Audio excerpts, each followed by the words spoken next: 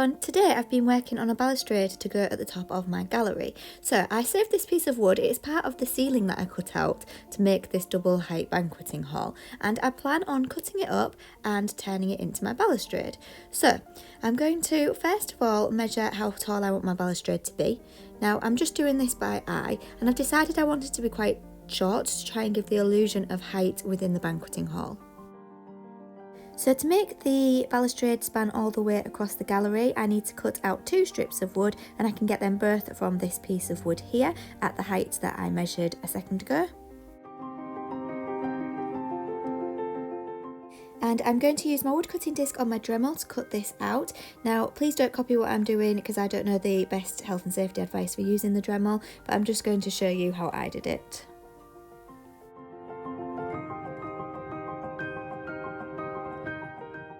When I had my 2 lengths cut out, I took them back inside and lined them up on the doll's house to see if I needed to cut any more off, and I just needed to cut a little lip off because there was a slight overhang, so I went away and cut that off, and now they both fit in together.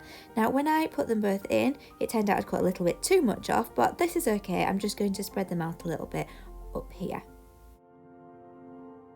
Next I went to draw the design onto the balustrade because I'm going to be carving and cutting out of this because I don't just want a solid piece of wood. So I've decided to try and make some arch shapes to match the patterns that you would see in Tudor architecture.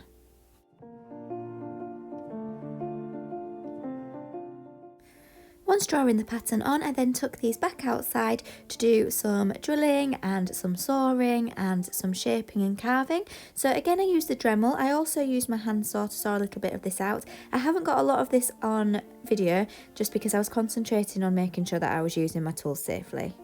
At first I thought it was a bit of a disaster because the wood was really hard to cut through, but actually as I started to perfect it, it turned out better than I thought it would. So I sanded within the little arch shapes, and I also sanded the paint off. As soon as I started sanding the paint off, it started coming to life because I could really see what it was going to look like.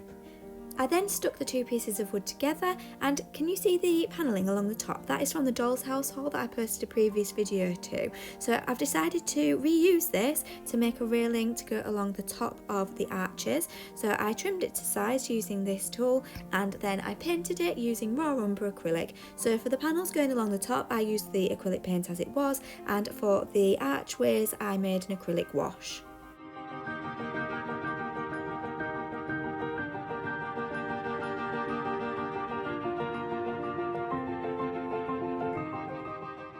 I then left it all to dry before it was time to stick it all together and stick it in place. So when it was dry, I laid it out in place.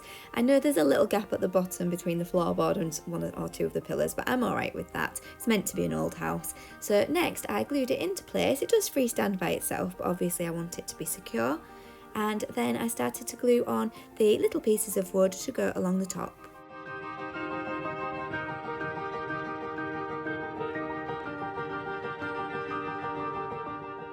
Just after I filmed this part, I suddenly noticed that I'd put this on the wrong way around because I wanted the little embellishment to be on the furthest away edge, so I flipped it over quickly before the glue dried.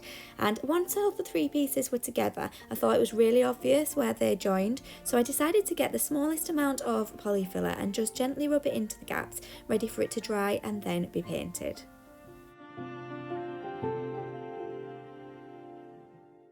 Once it was dry and painted, it really came together, and I'm pleased with the end result. I may make some embellishments to go onto the middle of it, I'm not sure. If I do, then I'll post them in another video. Thank you for watching this one. I hope you've enjoyed it. The house is really coming together now, and I'm currently working on the kitchen floor, fireplace, and I recently did the oven, which I'm just updating. So if you're interested in watching all of the videos, please do remember to hit subscribe, and thank you for watching.